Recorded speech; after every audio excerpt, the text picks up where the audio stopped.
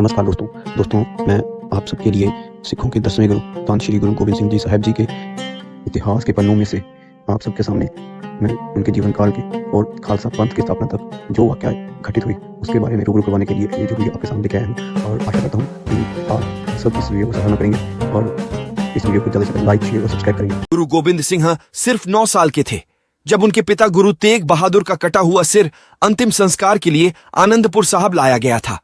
उनके पिता की शहादत ने जीवन भर उनके नजरिए को प्रभावित किया। इतिहास में गुरु गोबिंद सिंह की छवि एक लंबे छरहारे, बेहतरीन कपड़े पहनने वाले और कई तरह के हथियारों से सुसज्जित रहने वाले शख्स की है। तस्वीरों में उनके बाएं हाथ पर हमेशा एक सफेद बाज और पगड़ी में एक कलगी लगी दिखाई जाती है। 19 साल की उम्र तक उन्होंने अपने आप को आने वाले समय के लिए तैयार किया। गुरु गोबिंद सिंह की पहली जीत, गुरु गोबिंद सिंह को पहली चुनौती उनके पड़ोसी पहाड़ी राज्य बिलासपुर के राजा भीमचंद से मिली। भीमचंद को गुरु गोबिंद सिंह का लोगों के बीच लोकप्रिय होना नागवार गुजरा। राजा इसलिए भी नाराज हो गया था क्योंकि एक बार गुरु ने उन्हें अपना हाथी देने से इनकार कर दिया था। उन्होंने आनंदपुर पर हमला कर दिया जिसमें उनकी हार हुई। पतवंत सिंह अपनी किताब सिक्स में लिखते हैं, सिख धर्म में हिंदू धर्म के विपरीत सभी जातियों को समान महत्व दिया गया था, लिहाजा ऊंची जाति के सामंतवादी सोच रखने वाले लोगों से उनका टकराव लाजिमी था। पड़ोसी राज्यों के सरदारों को यह बात बिल्कुल पसंद नहीं आ रही थी क्योंकि आने वाले समय में जनतांत्रिक सिख मूल्य उनके सामंतवादी अधिकारों के लिए खतरा साबित हो सकते थे। सन 1685 में गुरु गोबिंद सिंह ने पड़ोसी सिरमौर राज्य के राजा मेदिनी प्रकाश की मेजबानी कबूल कर ली। वो वहां 3 सालों तक रहे। इसके बाद उन्होंने अपने रहने के लिए यमुना नदी के किनारे एक जगह चुनी जिसका नाम था पंवटा। खालसा की स्थापना सन 1699 की शुरुआत में उन्होंने सभी सिखों को संदेश दिया कि वे बैसाखी के मौके पर आनंदपुर में जमा हों।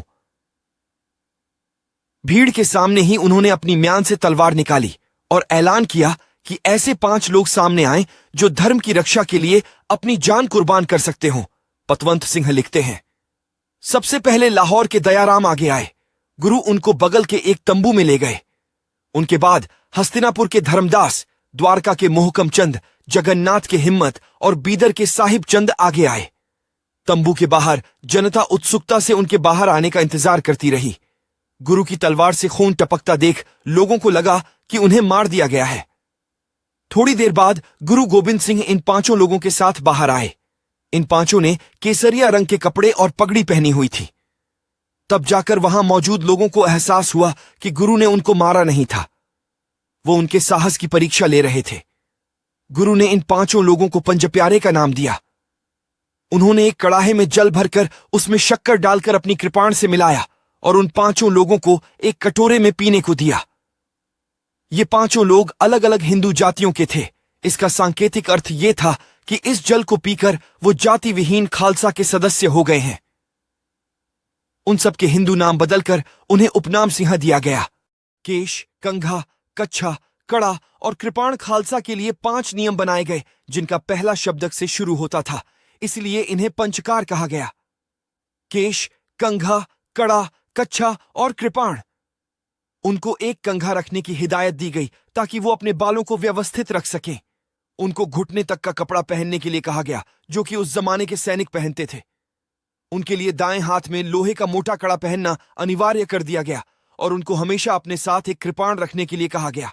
औरंगजेब के साथ पत्राचार सन 1701 से 1704 के बीच सिखों और पहाड़ी राजाओं के बीच झड़पें होती रहीं। आखिर बिलासपुर के राजा भीमचंद के बेटे और वारिस अजमेर चंद ने दक्षिण जाकर औरंगजेब से मुलाकात की और गुरु गोबिंद सिंह को रास्ते से हटाने के लिए मदद मांगी। औरंगजेब ने गुरु को एक पत्र भेजा जिसमें लिखा, आपका और मेरा धर्म एक ईश्वर में यकीन करता है। हम दोनों के बीच गलतफहमी क्यों होनी चाहिए?